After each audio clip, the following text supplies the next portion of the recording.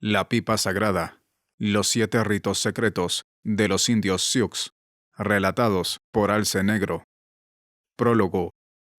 Después de estudiar durante años la gran cantidad de material existente acerca de las naciones de América del Norte, gran parte del cual está escrito por los propios indios, quedé convencido de que muchos de sus viejos sacerdotes poseían todavía una elevada sabiduría.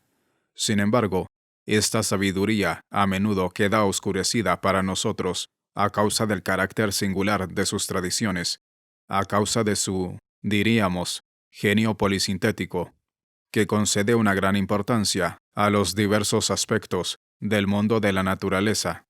Pero en esta afirmación y usos de las muchas formas de la naturaleza, siempre hallamos la idea de la unidad y de la trascendencia divinas. El indio, por tanto, no es un pagano ni un idólatra, sino que sabe que el Gran Espíritu es infinito y que, por consiguiente, incluye en sí mismo todas las posibilidades, de modo que todas las formas son funciones o reflejos de Él, quien en su esencia es siempre uno. Con el fin de comprobar que esta sabiduría era conocida y comprendida de un modo integral por al menos los viejos sacerdotes de los indios, emprendí un viaje que iba a durar varios años y que me llevó a conocer muchas naciones indias de América del Norte. Dediqué la mayor parte de estos años a los indios de las llanuras, pues creía, desde hacía tiempo, que estos pueblos eran en cierto sentido los aristócratas de los indios, ya que sus ancianos poseían unas cualidades y unos niveles de espiritualidad que raramente se encuentran en el mundo de hoy.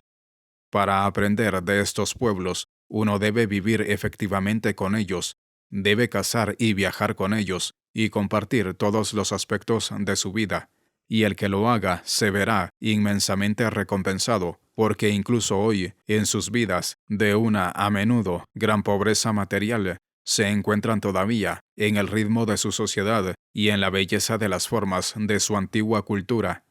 aquellas grandes cualidades por faltas de las cuales el mundo moderno se está empobreciendo a pesar de su opulencia material. Durante mi instancia con los indios de la reserva de Pine Ridge, tuve la extraordinaria fortuna de hallar a un anciano sacerdote de los Sioux o Galala, Alce Negro, Jejaca Zapa, quien me pidió que me quedara con él para recoger una relación sobre su antigua religión. Este anciano sabía que pronto iba a morir, y no quería que estos conocimientos sagrados, muchos de los cuales él era el único depositario, desaparecieran con él. Así pues, viví con Alce Negro durante 8 meses en el invierno de 1947 a 1948, y a lo largo de este periodo registré diariamente lo que me contaba, y además de lo que aprendí, me beneficié grandemente del hecho de compartir la noble vida de su familia y de sus muchos amigos. Alce Negro ya no está vivo, pero este es su libro, y tengo la esperanza de que, gracias a él, seguirá viviendo, y aquellos que lo lean comprenderán mejor lo que constituyó el centro y la vida misma de este gran pueblo. Encontré a muchos ancianos de gran santidad entre los indios, pero en Alce Negro había un poder espiritual único, y estoy seguro de que esto era reconocido por todos los que tuvieron la oportunidad de conocerlo. Alce Negro nació a principios de la década de los 60 del pasado siglo, y por tanto, conoció los días en que su pueblo recorría las llanuras cazando el bisonte y luchó contra los hombres blancos en el Little Big Horn y el Wounded Knee Creek. Era primo del gran jefe sacerdote, Crazy Horse, caballo loco, y conoció a Sitting Bull, toro sentado, Red Cloud, nube roja, y a American Horse, caballo americano. Aunque no hablaba inglés, tuvo ocasión de observar bien el mundo del hombre blanco, pues viajó con Buffalo Bill a Italia, Francia e Inglaterra, donde danzó ante la reina Victoria. Pero, ya fuera cazando, viajando o luchando, Alce Negro no era como los demás hombres. En su juventud, fue instruido con el sagrado deber de su pueblo por grandes sacerdotes, entre los que se contaban Whirlwind Chaser, Cazador de Torbellino, Black Rod, Camino Negro, y el sabio Elk-Head, Cabeza de Alce, de quien aprendió toda la historia de su antigua religión. Con este conocimiento, Alce Negro rezó y ayunó mucho, y gracias a ello se convirtió en un hombre sabio que recibió muchas visiones y un poder especial destinado a ser empleado para el bien de su nación. Esta misión obsesionó a Alce Negro durante toda su vida y le causó mucho sufrimiento, pues, aunque había recibido el poder de guiar a su pueblo por el sendero sagrado de sus antepasados, no veía por qué medio debería hacer realidad la visión. Creo que esta es la razón por la que Alce Negro deseaba hacer un libro que explicara la religión de los Sioux, pues tenía la esperanza, gracias a este libro, su pueblo, así como los hombres blancos, obtendrían una mejor comprensión de la belleza y la verdad de su antigua religión. Alce Negro pertenecía al grupo Ogalalla de los Dakotas Tetón, una de las ramas más poderosas de la gran familia Sioux. Sioux es en realidad el nombre genérico aplicado a numerosas tribus que tienen un origen común y hablan una misma lengua. Incluye las siguientes naciones clasificadas según la lengua: Assiniboine, Crow, Dakota, Hidatsa, Iowa, Kansas, Mandan, Missouri, Omaha, Osage, Otto y Ponca. A lo largo de sus migraciones y guerras con las tribus vecinas, los Dakotas, los aliados, se dividieron en 7 ramas, constituyendo lo que llamamos 7 fuegos del Consejo: Ochenty Clacowin, los Ogalalla, Miniconjou, Ochenopa, 2 Marmitas, Unopapa, Brulé, Blackfeet Sioux y los Sans Arc. Según la antigua historia que conocí a través de Alce Negro y según los documentos de los primeros viajeros y misioneros, en el siglo XVI, los Dakotas estaban establecidos en las fuentes del Mississippi y en el siglo XVII fueron expulsados de Minnesota hacia el oeste por sus poderosos enemigos, los Chippewas.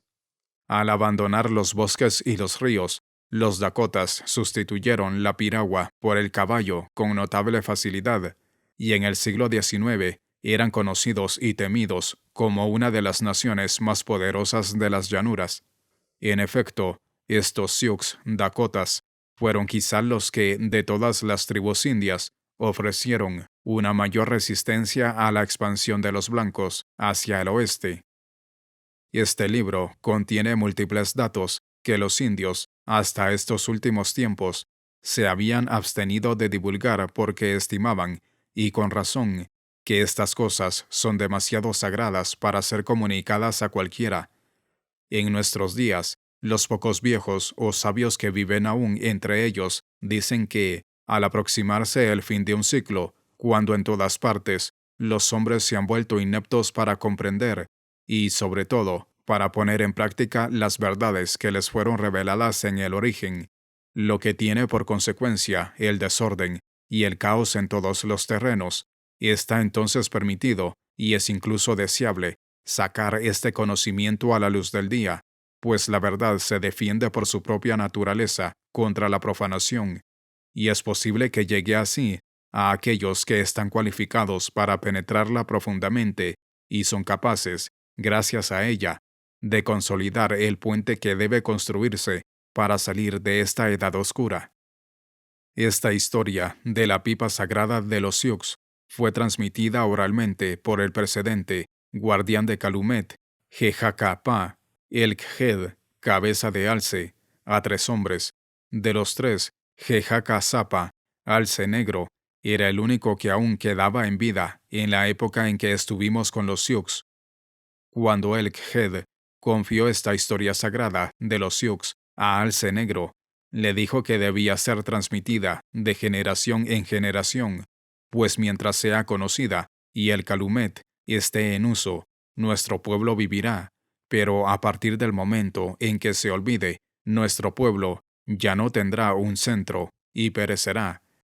y esta es la razón por la que hacemos votos, para que este libro ayude en cierta medida, por débil que sea, a preservar este centro de una noble nación, muchos de cuyos miembros, aún hoy, y a pesar de una presión terrible, están dispuestos a salvaguardar estos ritos antiguos que le fueron revelados al principio por el Gran Espíritu. En las notas hemos establecido incidentalmente concordancias con otras tradiciones, con el fin de evidenciar la universalidad y la ortodoxia, o la verdad intrínseca de la tradición de los Sioux, y con el fin de mostrar que ésta, que de hecho coincide con la de la mayor parte de los indios de América del Norte, posee los elementos de una verdadera espiritualidad. Ya es hora de que los indios de América vuelvan a tomar conciencia de sí mismos, de su patrimonio espiritual y de su civilización, pues hace ya demasiado tiempo que la verdadera naturaleza de su antigua sabiduría viene siendo falsificada en los libros, ya sea por simple ignorancia o por la influencia de todo tipo de prejuicios.